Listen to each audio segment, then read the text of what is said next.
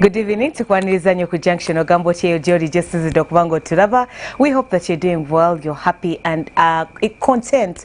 Well, this is the show where we talk about the nitty-gritties, the small things, those things that people look at and tend to ignore.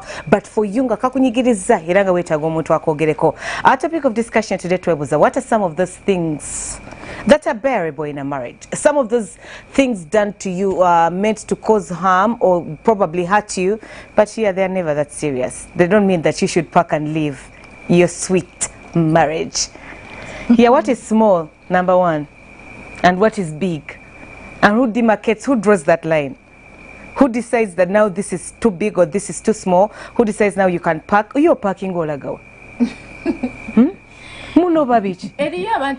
Muno babichi. Nizo kwesi bako. Waliwe bintu nga sigwa soso bitam. Sigwa. Not waliwe bintu. All those things. The sigumikiriza homosexuality. Ano sex. Nanti ngambye all those things that I can't. O anti ogame nga sigwa so. Yeah. Tuwali era sigwa bosose. Waliwe bitininga.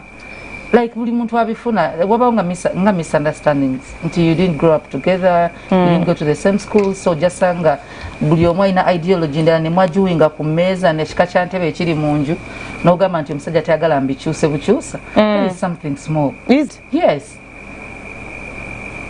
Nga mukayana ku ntebe era bwe mukayanira ku ntebe ne kiwanvuwa muba muyina ebizibu, underlying problems that you've been sweeping under the carpet over the years.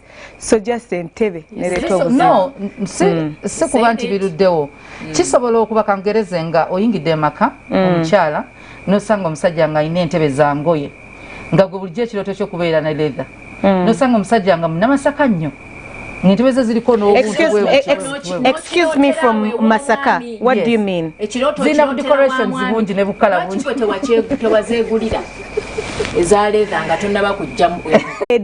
Or like Jesus, ne earring a good domain. Then you have your president somewhere. Salvador, Auntie Yazuka in his series. Like you're perforating holes everywhere. The roof is even about to fall off. Then exactly. Wine good paxes on well. Then you're a fan of Schwarzenegger. Schwarzenegger is there. Nga. It's bad. Okay, yes, we go minkiriz kana. Okay. Let's start with. I give you permission to tear them down. Let's start with understanding our spouses. That is something or the small. people that we got married to. Big. And that usually happens during dating and courtship.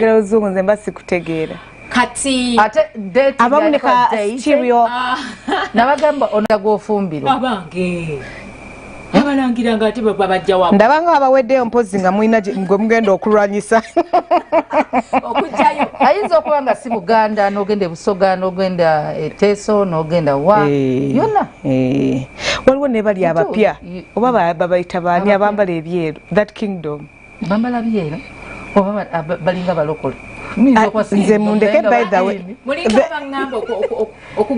and so we want to be affiliated to the queen Ebungereza don't even bother you will I don't know you can go to the smallest clan that there is and as long as you're royal Abangereza basoso Ebungere anti ya tebagenda kukiriza eba baganda mu oli omutabike naye ate pure blood anyway wana wanti sute webuzana gwagenda zaala chembadde nga zala kana nkafaanana Derrick omutwe vuki ai nisani ko kunoonyereza gye kyava kunetegereza nnyo kunetegereza namusindika Busoga teri balangira those small things that are bearable. I will be very honest with you, everything is bearable depending on how much you can take on. Because gwechoyinza okulaba nti tekiri bearable ku mukyalo ono ayise mu byayiseemu nga yakabeera obaolyawo mu malyana n'alemererwa nga lina eddya lyalinganga atereddemu omwami n'agenda ayenda omukyala aba alaba dda kyova olaba nti amazima eggaali eziba zikozeeko zibeera ngu waliwo bayuni naye ekozeeko ebeera ngu. That's consolation for women who have overslept around. Not consolation. It comes with character. It comes with personality. It comes with experience. And it can be a new bicycle that is patient. It comes with a lot of tolerance and probably understanding. nakano akatonotono omusajja aleese omukazi omulala ku kitanda kyabwe marital bed ne bakimalira okwennyonta yaabwe ng'alabira ddala kasitaaba ng'omusajja tamugobye kumujja waka ng'asobola okibearinga. So that's why I said it varies. Kiki ky'osobola okwakomodatinga? Omu bagana buganyi muwaza saaluuni n'asibamu engugu n'addayo wa kitaawe. Ngobola kitompa. No, because nze kyovola nti oluusi ebintu byetaagamu okuteesa. Nobera mu ddiiro kaaba siita. Stay very near here and matching. Can't even walk. Then you go walking nkukimayo namiggo. Nze zinagamba sinoba. Oneekuulirako mulago. Kubanga oba onoba ki? Makula kati ono. No, but let's be personally. So it depends. Yes, it depends. How ugly is the situation? Not even on how ugly the situation is. I think for me, I would base it on how remorseful are you, because there are people abakola ensobi kuba ensobi zibaamu ne yeetonda. Ate n'omulanga mu kwetonda kwe ali very remorseful. They have changed character, they have changed behavior. No, Auntie, I've told you, remorse, omuntu ali remorseful takiddamu.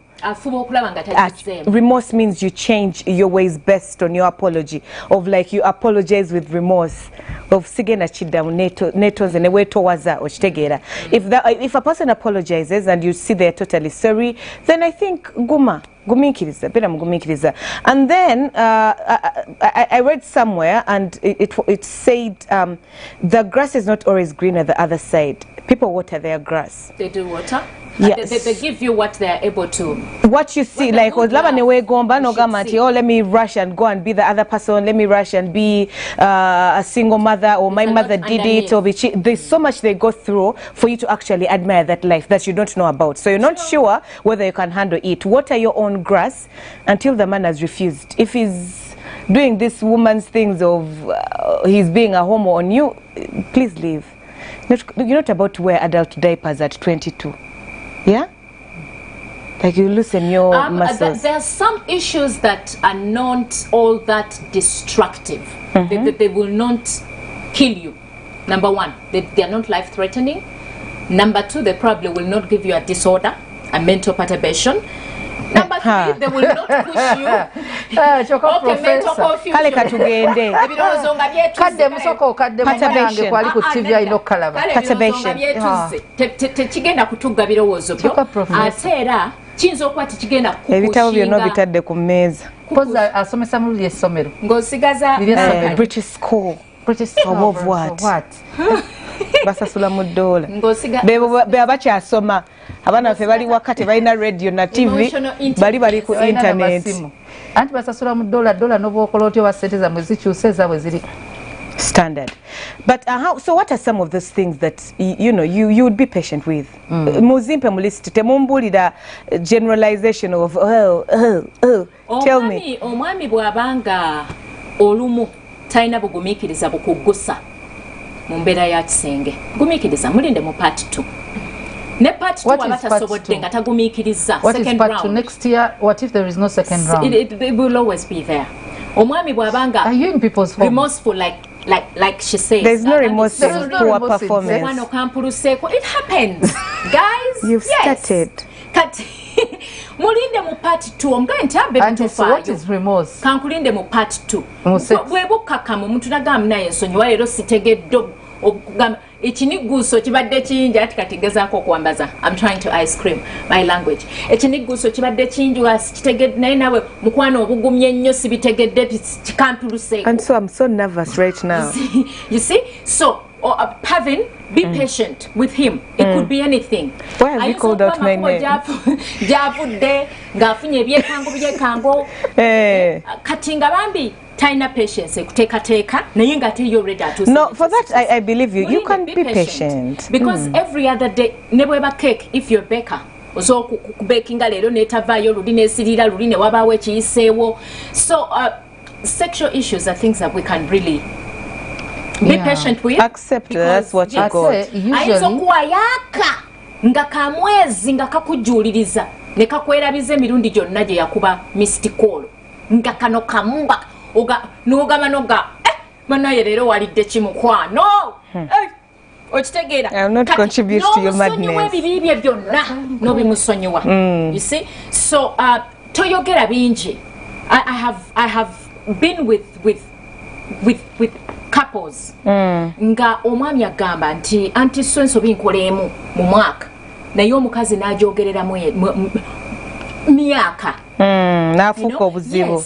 Kati emirundi gyonna gy'omumatiza ekyo takirwako era takitwala nga kikulu naye omulundi ogumu lw'okoze ensobi ate n'abeera nga mulinga abali mu kiraasi mu kisenge kati laba byokola naawe akatundu saakugamba luli nti kekasinga okunyume kati laba gy'oserengeta omusajja agenda yoba ogw'oserengeterayo anti kakati munnange kye bayita okunoonya munno munoonye ye onoonya biki onoonya what are you looking for what did you put omuntu first of all munyumirwa no kati munno munnange anoonya searching akokola Yes. I'm sorry. So I think sexual issues. I intended it. Especially that is permanent. It's not a sexual dysfunction. No, very permanent. Kati omanyi waliwo ebintu nga tebiri mu never very permanent.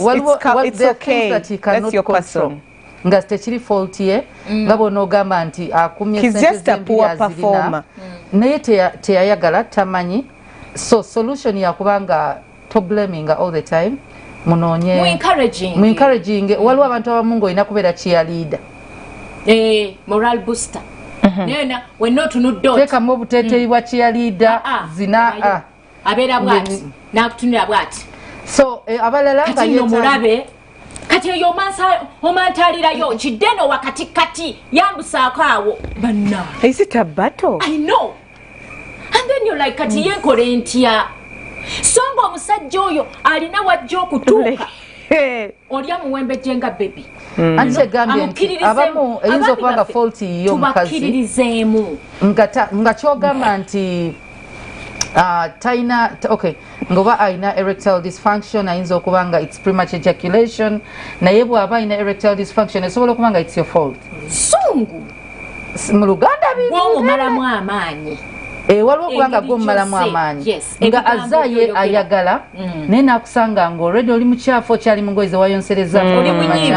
agenza oyingira mu kisenge nga obuliri buddugala naggwamu amaanyi nga yes obuliri gwe obulaba bulyokke kubanga woosibye waka naye ye abulaba buddugala so n'abeera nga nobona okola otya abaami baffe mutubuulire abakazi abamu temwagala kugambwako nti muli bakyafu danjangu ojjeko essuuka mwami ndaga ekikolwa banaye tukirize nti abakyala naye gye bali abatayogera bangi nnyo abatayogera sit with a man omugambe hani ki ekituuse olwajaweebwe amasuuka omugambe nesuri amasuuka gano bwe muteesaganya oli oba omuyambye okwogera waliwo omusajja atayogera kubanga oli mukambwe amanyi bw'atandika okukiwa mugenda tutandikirawo olutalo paka obudde bunaakya abalala nga tolina fault ng'omukazi oleeta otya obusungu mu kisenge oleeta otya obusungu mu kisenge anti ye point gyetumanyi gye tuyinza okukwatirako buli omu anti anonyayo akaluma anti kakati kino ekintu nga ne bayibuli ekyogerako nti teri muntu kulumya munno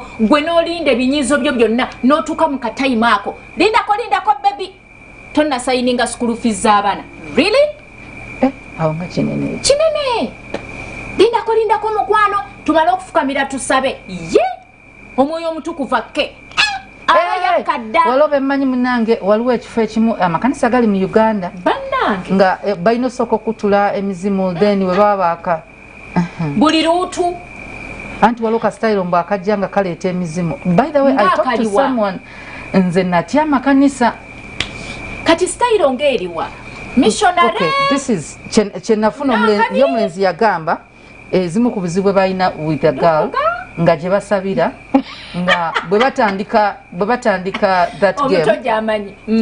that game tasobola muvaako nti oba to change style notasobola nti wageza namuvaako kati awo emizimu gye gimuddako ogenda okudda nga emizimu gye gimuliko temukyusa.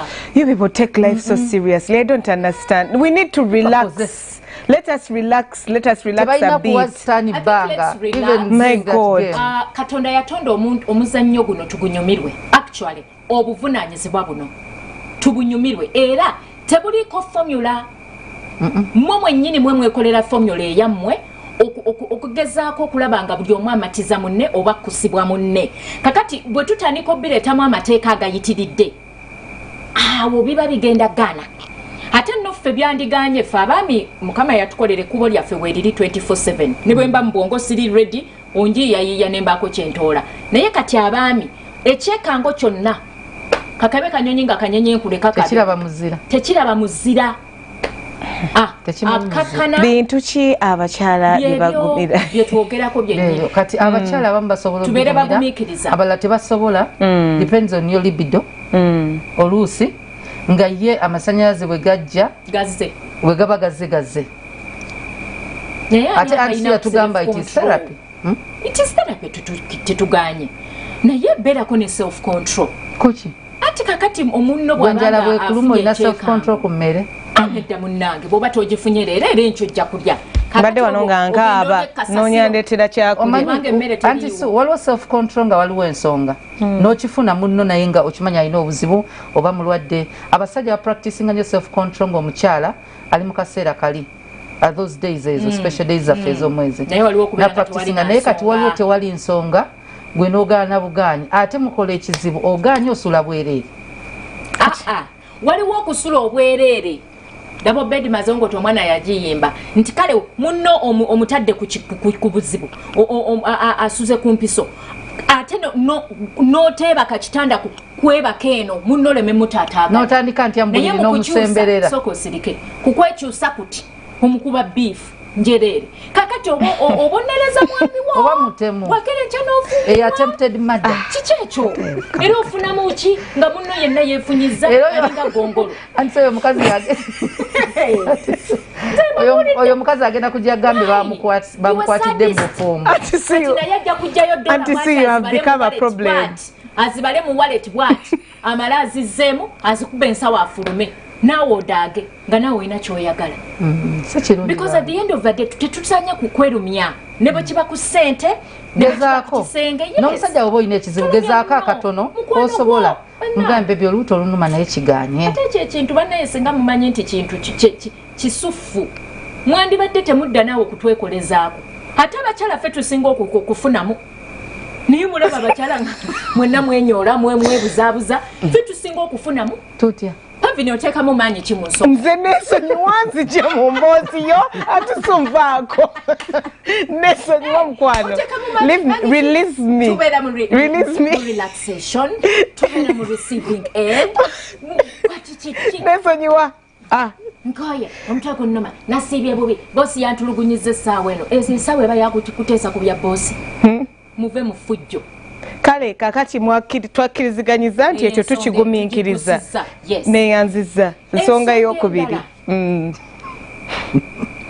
balamu bannyazaala abakadde abatuzaalira abakyala tetusaanye kujajinga bantu baffe bwe twawasa oba bwe twafumbirwa lw'abantu abo abeewa bbali banaye ngamba balamu ngamba kati tuli ku kyabalamu I'm not sure tukyaliko eri tugimaze tugigusizza so okutandika ogamba nze kale abantu botize tebanjagala ndooza nkuleke ngende because the thing is omwami woono oba omukyala woono si bantu be njagala nnyo omwawule ku bali abantu beyazaalibwa nabo oba abamuzaala anti so genda okwawula ku bantu babakuzaala ne bewakula nabo nga naawe onnwanirira no nga naawe oyawukanako but you act like them, you treat me like them and you want me to kwawula you.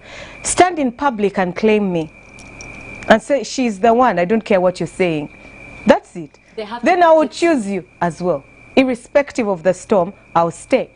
But you can't be telling me when I got there banvumye kino nga nawe bwowuniriza emboozi bwatyo nno my friend waliwo abakyala ab'ekyejo abatalinga gwe pavin nga again omwami ne bwagezaako ati omulwanirira era ajja kugamba olw'okuba nti kati amaze okitegeera nti omwami amwagala nnyo bambi nedda mukwano sigalawo nja kwogera nabo nabagambye nayogedde nabo naye maybe nawe terezaamu wano nogamba nze ŋŋenda kwanze kakati lwaki bankola bino nze kaŋŋende kanve wano anti ekyo kyejo nga bwe tugambye era twakugambako earlier on that it's not good but it's a tactic some of the women use in a way of communicating, in a way of letting you know that I would love to stay but I'm not comfortable. yes no chiwakana nogama totisanga bichi waone yakueleza n'obubaka ndya bugamba nga we are off air but no like ndya kugamba nga tuli off air but some women say that to show you the seriousness of the topic of how hard they are. I'm no longer comfortable to actually be with my spouse because of the way your people treat me. Abata kutegeza aba akulaga the seriousness, the volume of what's going on or tekemu more effort because waliwo abagamba yenja kwogera nabo natachikola ne buzabuzango mulalo omusajja omukazi ono wabanga akyogera genuinely nga pain weeringa eri from the inside I would understand it very well naye waliwo abantu abamu ng'ekigambo kunoba bakifuula kyakulya nga it's an everyday thing ne bw'otabaawo nsonga waliwo abakikozesa all the time omusajja akoowa kiwulira n'akugamba munnaye genda kubanga abamu abakazi those are bad manners at the end of the day of saying genda kubanga omanyi omusajja akwagala nnyo he wouldn't want to lose you n'okikozesa nnyo bw'okikozesa nnyo oli n'akimanyiira kati ye problem bw'amanyiira okiwulira atuuka n'abeera kati nga atandise n'okiregisteringa mu 20 essaawa yonna ogenda no osobola ogenda kati toba muntu gw'asobola orelayingako nti togende tamanyi ddirwa otakyogere tamanyi ddirwa onoofulumira ddala n'ogamba kati ŋŋenze okikozesanga omuthreateninga n'atandika okweteekateekera okugendako no bwoba togenze mu mutwe gwa kimanyi ojja genda essaawa yonna anti bwe muli mulaavu za mweyo ze babakulusanyiza. Let me tell you, no one should get used to the fact that I feel like my wife is going to leave if they love you. But no one should plan for that. Nga bwe muvayo ne mugamba mbuuze ndi mulokole I believe in Christ, I'm not even going to get a life insurance. So why would you get an insurance on your marriage? Don't. I'm not threatening. You love me. Love me with my madness, Makula. Imagine a man saying to you, "Namumanyira." Do not get used. Exactly. And who brings about the tantrums? Why are we fighting? Why are we fighting? No, don't get used as well. You people, Chetuli Mukwogera right now is giving each a marriage for a marriage to be able to work is giving each other benefit of doubt. Is giving each other a chance. But now when a woman says "Embo katwaki kyekyo omukazi kyemukuliriza wano bedanga mubi rubbishinga mbwete no you should stay ekyo kyejo olaba ekyo kyesembera throws tantrums so you know you apologize. Waliwo tantrums n'ogamba nti nganya okulya baminaja n'ogamba baby lya biki utold okugana okulya is okay. Maybe for you it's okay, but for another person it's not. That's what I told you. It could be small for you but big for another. Buli lw'olina ky'omukola omusanga akutaaka mba agenda kwesala. You people that be serious Makula. You cannot compare to someone threatening to live with someone threatening to commit suicide. To some ngayagala mukazi we anyway kyonna kyekiri do not be in relationships where people get comfortable with how you react to anger. Do not act like a baby. It's mean. Go throwing a tantrum. And if you do not love me with my babiness, then let's separate. No, it's so go throwing a tantrum no genda mbuli no genda I'm angry and that is very okay. That is understandable. But no, auntie, like people get angry in different ways. Let's not be judgmental. And so in to be okola and someone is saying like, oh my God, did she just do that? Makulo in to be okola mushunagamba, is she mad? As for Pavin, I do them all the time and people are constantly sure I am mad. But yeah, Mr. K loves me and he wouldn't stand you to people. For you feel like, oh, the sirina change, me I'm strong. Ninga yagala baby way. Iranga was throwing a tantrum. But is she okay? Maybe love a candidate. So let's not rubbish that. Yes. Chenimu kugamba exactly. Chenimu kugamba nti waliwa inzo kubanga tulaba ku TV kati atandiko gamba mukyala wembu oh olaba ne banno bakugambye. Nedanga bambi ye relationship yawe. One man's meat is another man's poison. What we need to tell them babera muchejo otinga chibakolera. Nse tubera muchejo me and my husband. Jebali na yesi buli sawa. Netuzanya buzanyi all the time. That's why we keep young. Look at me. Ni mumbera mbya serious, we serious nga buli sera, we sungwaza buli sera, and that's how you handle your love. I'm also not going to judge you. You get it? So what I'm telling people on the television right now is chiriwechiti buli muntu akwatagane ne munne mu ngeri gye bakwataganamu nabagamba learn to learn each other. Don't learn what Auntie Sus what Auntie Sue's opinion is on that fight. Or what she gets and I'm not rubbishing what you're saying. What you're saying has so much sense. But let me relax. When I was getting married, you know, you get so much advice from so many different people, and it's okay because buli muntu akubulira from their experience ate akwagaliza okitegeera. Naye mukyala mugambe nangamba nti Pavin kiri bwe kiti omwami wo mwagale nga gwe and be you with him.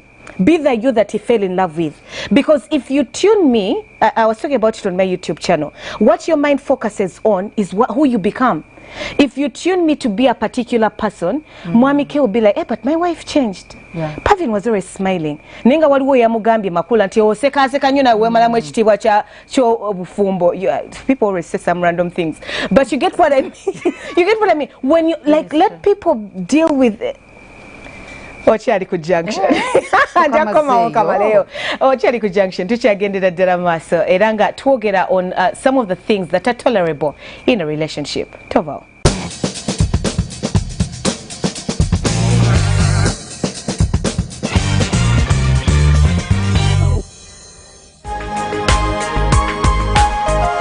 Soul Television, Femunyo.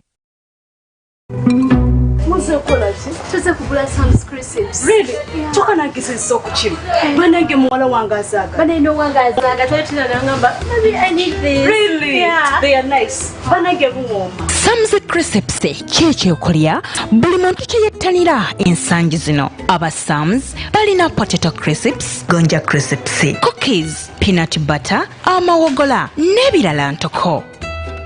Some snacks zisange mu supermarkets okwetooloola eggwanga lino. Some snacks loza ku njawulo.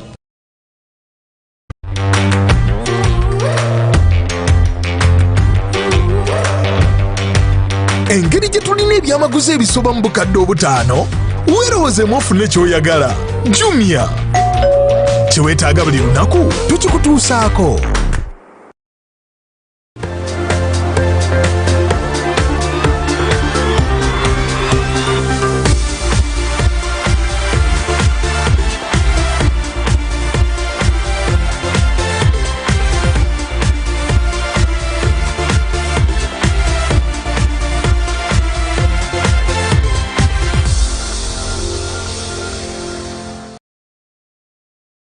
Tusaze emiwendo kugirayo sente kusa MTN Momo. Kati geyo sente ku miwendo egikyasinze okuba egya wansi okuvanga lumu ogwokutaano 221 ate weefunire ne Century Points buli lw'oteekako lw'osindika oba lw'oggyayo sente ng'okozesa MTN Momo. Genda awali ba agenti baffe bonna mu ggwanga oggyeyo sente ne MTN Momo ku bisale ebisaliddwako.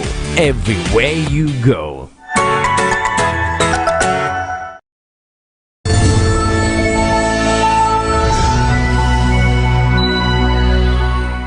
Tutandika ekisibo ku Monday eno ng'ennaku z'omwezi 2 August kya nnaku 14 nga tugamba Mukama nakiranga wiiki eri ne bagamba tugenda kusaba ekisibo nga kigamba nti Mukama tuzzeewo era otuddizeewo ng'ensi tennaba kutegerekeka nti egenda kuggulwa.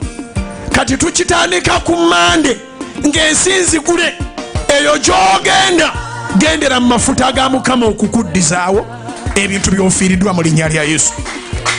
Gy'ogenda gendera amafuta ga Mukama okukuddizaawo by'ofiiriddwa akuzzeewo era akuddizeewo.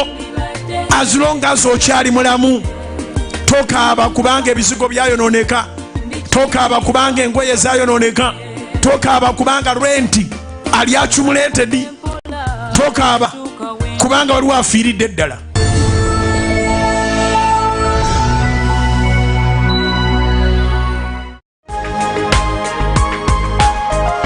Soul Television, Femunyo.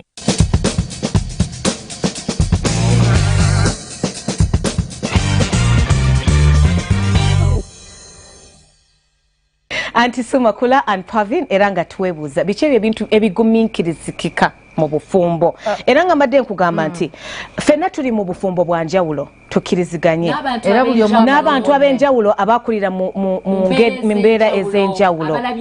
Exactly. Now, do you believe that there are men who are going through a midlife crisis? Why am I saying men? Because women, we are nurtured and raised to just grow and accommodate anything. We don't go back. And once you give back, once you start growing, you have grown. That's it. You realize, okay, now I can't do this, now I can't do this. Now there are men who are going to reach a certain stage and just want to act kids, because the time when he was supposed to be a child, he was working, but trying oba yalimu kubona abona oba sente tezaliwo kati azifunye, now they're running mad, you get. So there are certain things they're going to do because of situations that are happening in their lives. And as a woman, I need you to tolerate that. Yeah? Nti waliwo ebintu ebimu omwami byagenda okukola as you as a person otulo wansoga oba musiru oba natomera oba kikikino. But if it's midlife crisis, when you become a mother mukazi otuningirwawo, yeah, priorities zidda ku mwana, olabanga muyino planninga kino mwana this and this. Kati ate omusajja yeso omwana amulowoozaako naawe naye ayina obulamu bwe. Kati imagine kati waliwo bano abasajja bensinga okutya abadde mbazadde be n'asoma nayingira university nga talina mu hostel ava waka bw'aba ava waka amateeka gamanyiridde gege waka maka ga taatawo okola booti ne booti amanyidde okubanga abeere ewaka bayisawo oba nnya bw'aba asoma lectures za kiro akyali mwana muto ng'ogyeko okula tafunanga ku ddembe, tafunanga ku independence.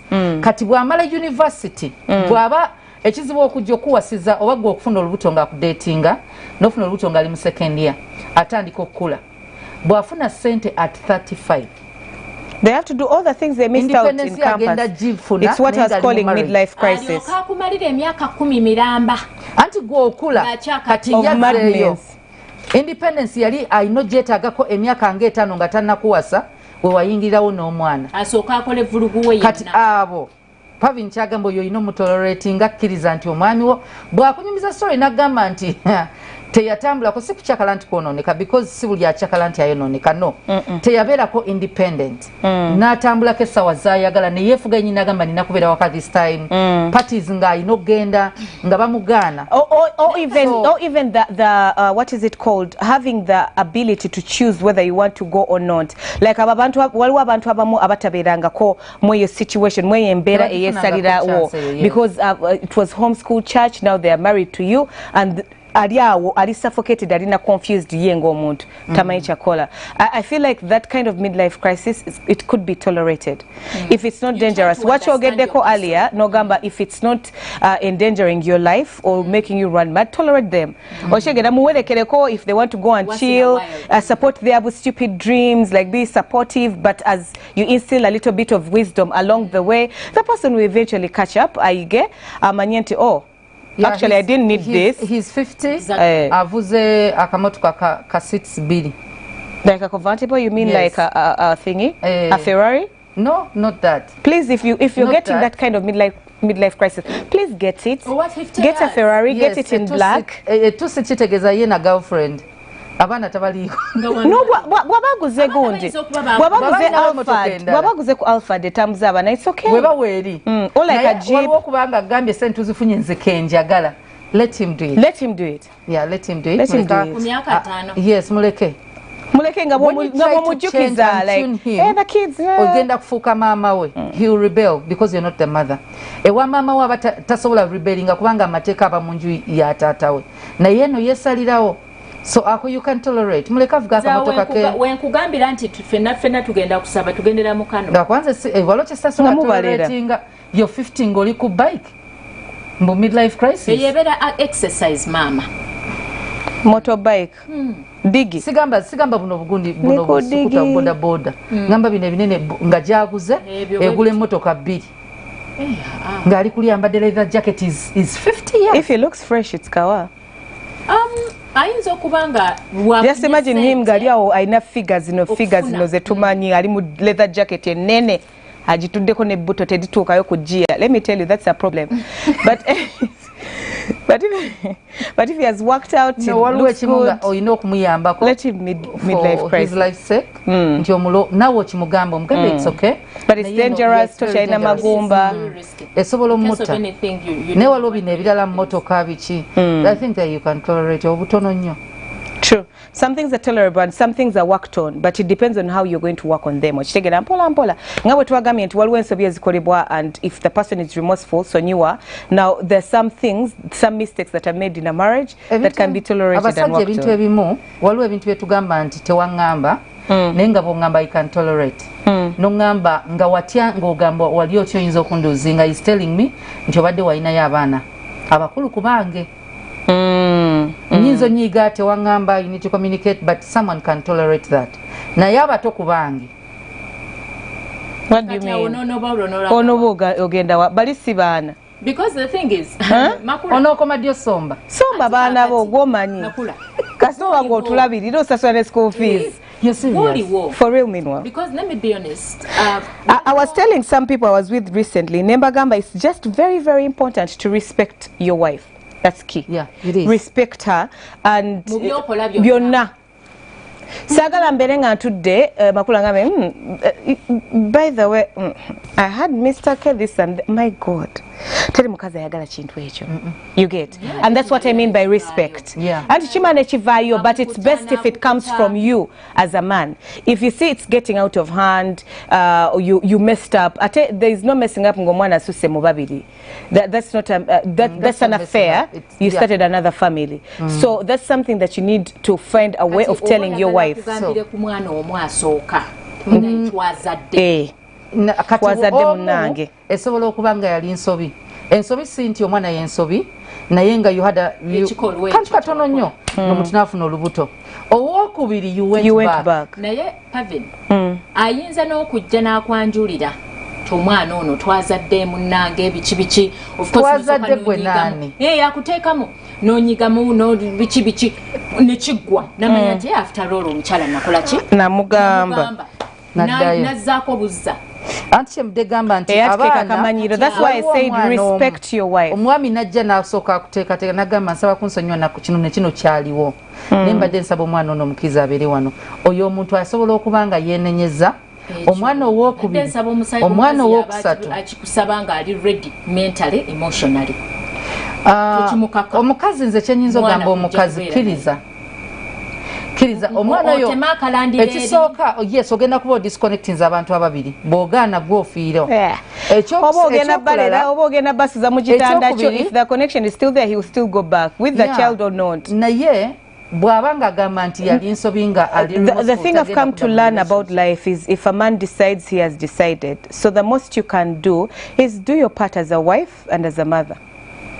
With God's grace, because I was telling the people I was with that's a grace of God. Like it comes from God Himself. Okutulako nokkiriza oshegera. So embera yonna nga bweri oba mwana wa musigaza oba muleta oba muzadde after oba bichi, the key is respect your wife. Kati ekintu ekirala omukazi same issue tokkiriza mwana because oyagala ku disconnecting ababiri nenga gwe toli ready nti omwana ono togenda kumwagala buli lw'omulaba olaba fair because already naturally you're not connected. It will show. So better open your mugambe. I think for now lindako omala okuyilinga nga gwe we sorting hotel oba just omwana wo simwagala tete mulimba nnyo omanye nti omwana omuleeta mu baana bo but really but we recognize differently packaged. Naye nsaba nnyo ebintu ebisinga abakyala bye tugumiikiriza ku baami nabo bagezeeko nnyo wadde they are differently packaged nabo babigumiikirizeeko kanti so ogenda kuleeta mwana mu bufumbo nedda sigambye nti kale waliwo okubeera nga omukyala akoze ensobi sigambye nti bazikole naye waliwo okubeera nti ng'omwami bw'anaaserera n'akwana n'akitinga oba n'akola ekikyamu nawe waserera omukyala akoze ensobi of course abakyala tukimanyi nti ffe tusinga okugumiikiriza era ensobi eyo ey'obwenzi is uncalled for but just in case for instance omwami ali bweru amala myaka 2 tajja oba kale omwami ne bw'abanga mwali it happens naye kati nga nange bwe nkugumiikiriza omukazi omu 3 5 b'oyenze tuleke kukola tit for tat anti kati oyinza okulaba omukyala ng'ensobi eno gy'akoze agikoze leero naye ng'ate olina ebintu bingi by'omufunyeemu nga kino naye tokikola ng'osuubira okukusonyiwa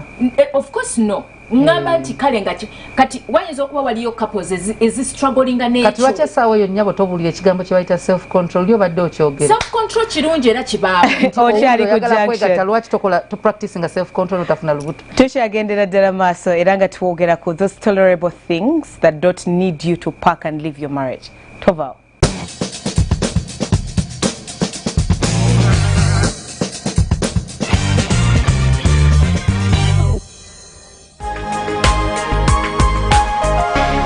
Soul Television Femunyo ono mwino wa manda ayingiddewo okukolisa omugalo gw'ennakonda mu bbiri ng'ejjudde bugule n'ebyama ebigenda okukufuula omumanyi obunkenke mu ggwanga ebyama lwaki Museveni yagonze n'addiriza omuggalo Kagame ky'onoonyo ojja kukifuna General w'amagye ga UPDF ayanukudde Kagame ku by'okwewaana okubega Uganda ne Museveni lwaki emmundu ezitaggwa mu Karamoja zitadde Muhoozi Kayine Rugaba ku bunkenke ani ayagala okusuuza Bobi Wine ekibiina kya Nopo kalonda yenna ku lukwa okukuba ba MP ne bassentebe aba Nuupu kiboko bitabuuse esasa okumpi n'omutima gwa General Katumba Wamala litiisiza abasawo ebyama lwaki addusiddwa mu Amerika Museveni tetwakuwa buyinza kubba bugagga bwaffe nadduli awanza omuliro kigambo ku kigambo olina ettaka oba oli wa kibanja minisita Mayanja gwe baasuubiza okukuba ejjembe ekkambwe wuuna akulaga engeri mayiro akenda gye ziremezza Buganda okudda ku ntikko ebbaluwa Betty Kame gye yawandiika nga akolokota Museveni erulumye fumita emboozi akulaga ggulu ne Salimusale bwe bifuuse entaana y'abayimbi mu mboozi y'amazima gakawa ne Erika tukuleetedde emboozi y'obunnabbi n'ekyebutegeeza kiki Kristo kye yatulagira okukola bwe tulaba entalo enjala endwadde n'obutemu ebiriwo kati mu byemizannyo ebintu 25 byobadde tumanyi ku Sam Kawalya obadde okimanyi yadduka ku Express ng'atidde haiti z'abasambi nga simwogerere vira temugibalira ku kikopo kya liigi season ejja ku kimbuzi Messi Neymar ne Ronaldo ani asinga okukola assist mu kyasa kya 21 tosuba abazibizi 10 abasinga okusasula mu Premier League buli wiiki bw'osoma amawulire nga tosomye bwino oba tosomye mawulire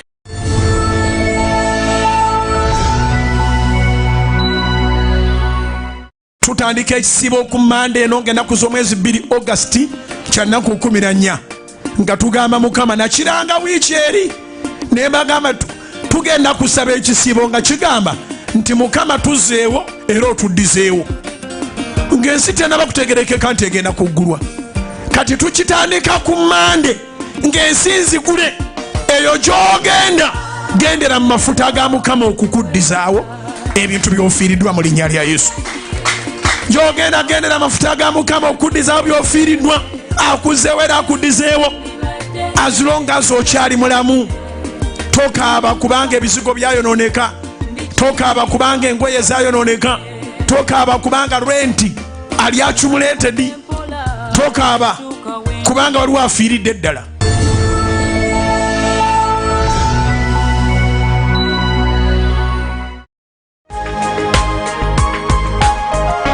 Soul Television Femunyo Soul Media beyond borders near or far within the country or without never miss out on your favorite programming on Soul Media. All you have to do is download the Soul Media app for free on Android Play Store or Apple Store and get going. Also follow us on Facebook at Soul TV Uganda and Soul FM Uganda, Twitter at Soul TV Uganda and YouTube at Soul Media Uganda.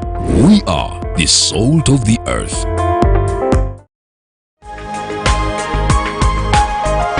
Soul Television Femunyo.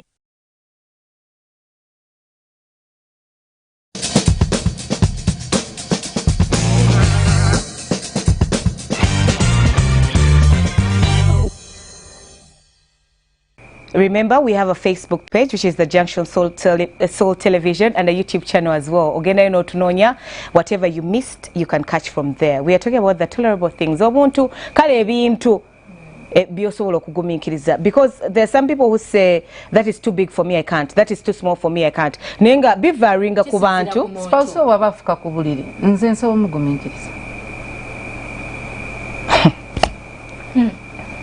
Kastabanga wali tukyusa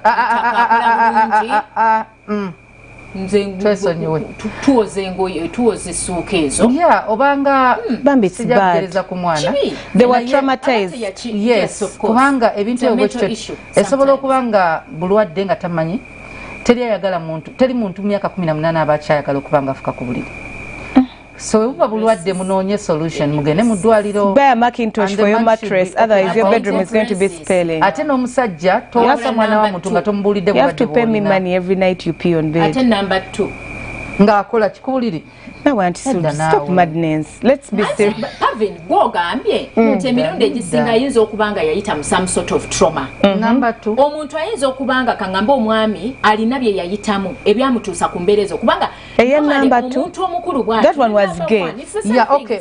Bwe kibanga omuntu tosobola wali oli agamba nze sisobola what I think waba munno omwagala.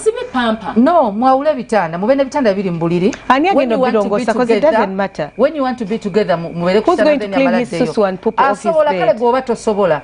Wakiri asobola bwabakkiriza asobola okwelongoseza. Like no, I'm answering in accordance to Makula's point because Makula's point is saying that turnover osobola osigalawo ne muhandlinga ne mwewalya bitanda, but it doesn't solve anything because you're mentally still being tortured by his actions. If you can't tolerate muleke. Okay, you should be able to tolerate him because it's going to wear on you eventually. Oshigera bwoba tochobola chihandlinga nga tonna chikkiriza muri mutima munno muleke because buli wono janga kama suko goza buli wono ko wanga ojja mulangira ojja muvumo botandike no muyisamu amaso mute but if you're willing to tolerate enjoy abalungi abagalwa sagala nnyo ogumikirize kintu nga mu mmeme eyo tekituddeeyo bw'owuliranga otandise okwegoga nga tekinyikidde nga tokkiriza kusonyiwanga era ate my meme is so weak ojja kimulangira mbadde nsaba awomukkirize muleke bambi mwawukane mu kuza abaana naye bw'oba omanyi nti ekisonyiyo kyacceptinze munda muggwe nga togenda kikozesa kumulumya ate saagala osigale na muntu oyo olw'essente z'alina guwefuula agumiikiriza ensonga naye nga ssente ze z'oyagala tosobola funa omukozi omugambe. I actually wanted to conclude with this. I know it's a shocker, but you can tolerate situational poverty. Like obwavu buzewo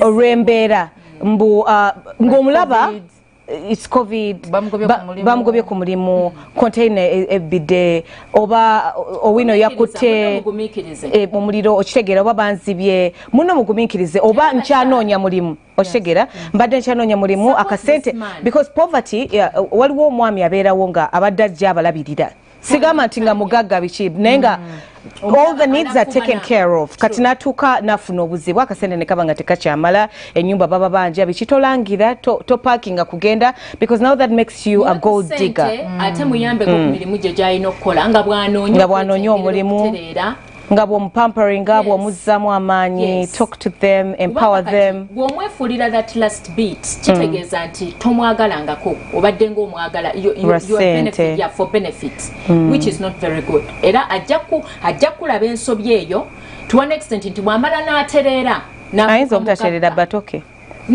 bakulabisa liiso edimu this babe and at the end of the day, for a relationship to work, I need you people who are watching us to learn that in courtship, I want to rewind and take you back, that in courtship, get to know each other in all kinds of situations.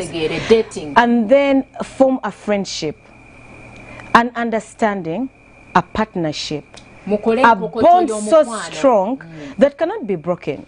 That can just take a break. You're like, sweetie, I'm frustrated, just please let me breathe. But even in that period or in that moment of taking I have goosebumps because of the memories that you made together, because of the so much love that you shared. Temu basing relationships on things of I'm of age, or he has money, or it's a family connection, like what we're being to will be easily broken of I don't even care anymore about what to get probably bafa. So why don't I go build what's wrong with me? Courtship, you can do it in your marriage. Create memories. Get a Friday or a Thursday or a Tuesday or Monday and call it date night. Get a movie night at home. Get rid of the kids every once in a while. Most people are having fights and quarrels. People had fights in the pandemic because they're not used to being around each other for so long. So create those moments so that you create a bond that's not going to be broken by small earthly things. Tolerate this woman go gamba nti ali expensive for you. No. Omukazi oyo, let me tell you. We want when we want, we want. You go and steal. I'm joking. Omukazi olusi go bagamba nti oyo tomusobola sente biki. Usually abakazi abo bayinako party ennungi. Akupushinga to work harder. Ate bo tuba twekoledde. For money. Oleke kwebaka omukazi ono agamba nti nze sina buzibu nobondekere ekikulu. Ne banti so batayagala sente gyebali. Jebali naye agenda beera so comfortable nga ne bwoba togenze ku mulimu aga it's okay honey tujali ebinyeebwa oyo omukazi tomwetaaga. Makula, don't be overly demanding. Let me tell you auntie, so this demanding woman agenda kupushinga to work. Waliwo omuntu atategeera twawule omuntu ali demanding n'atategeera. Atategeera kwe kubanga omulimu gwavuddewo ng'akusigala akusaba ebintu byebimu. Oyo tategeera. Ne waliwo omukazi ngali demanding nga oyina gamba bannange ka investing ka business kano kalabirire mukyala wange. Anti so abakazi abo bemulabanga abadde demanding ennyo bapushinga abasajja okukola danyo nakugamba nti hani tofaayo tujja kulya ebinyeebwa abamu. Anti kakati omwami ono tomuteeka ku comfort pillow. Muganta atofa. Ogenda chikola. Life is not a bed of roses. Tunonye tuyiye kino oba tukole bwe tuti ngabo mutetenkanya tokkiriza bukiriza gam tofayo mukwano webikke nobika mubikke mu kitanda. Oyinza obutakyogera kati kankubuli anti so nyinza obutakyogera naye ebikolwa nga biraga omuntu oyo yakoma nga bobeera naye agenda kononera tayinza walwaki ye mukazi atafayo kyolese waka tafayo ati bwoba kyosobodde okuleeta n'omugana tugenda kulya ebijanjalo weekend it's okay n'abaana bange babonaabona nedda kakati mulya ebijanjalo leero enkya omugana nti akati akakuko yiyayo enkya nga mulya firinda beera ng'enkya mukyusa munywa firinda oguddako nga mulya ebinyeebwa oluddako nga mubyanikako waliwo wobalansinga. You're not stressing him, but you're actually pushing him indirectly, helping him. Basajja buli musajja yewala okuba n'omukazi amuleka mu comfort zone nti kyaggwa era kiryokke kyokola ne sente zokola ziryokke n'omulimu gwoliko gulyokke abatakwagala ayina okupushinga waliwo nidiza omukazi nga ze zikupushinga ng'omukazi agamba hani mu myaka 5 njagala motoka ndala nsaba njagala motoka hani nandiagadde tugulire musajja nabeera ku pressure n'okusevinga osaba otya. I want an AMG. It's a Mercedes. Okubanga agolokoka. I want a Mercedes AMG. AMG Mercedes G-Wagon. Ni model ya RAV4 yange je njagala. So you but in 5 years chiku driving okola okufuna okutukayo, but tolerate each other and then be very enduring. 5 years from now kitegeza buli mwaka obo savings. I don't care how you do it, just buy it at the end of the 5 years. Abaina byemusaba abambi bamwe atanga bya sente nnyingiko nawe tandika okusavinga yokko bannanga bakyala muteekeko pressure abambi bamwe mumaze muzigo emyaka 5 mitono kale mumaze muzigo emyaka 10 nga toyogerangako na kigambo kyonna nga n'omwami omulaba sibi aliko nga nakali kafuna emitwalo 2 omwezi myaka 2 giba mingi myaka 10 ali ku mulimu gumu emitwalo ago osirise kituufu ate omukyala tolina kye wamutandikidde nti kibeeko kye kigatta kati gwe omukyala golokoka omugambe hani omuzigo tuguvaamu wiiki ejja manya si wiiki mu myaka 2 bwe tuba tetuguvuddeemu ŋŋenda obadde ku junction tubaagala nnyo. We appreciate you kumunye tovaako. Until next time, bye bye.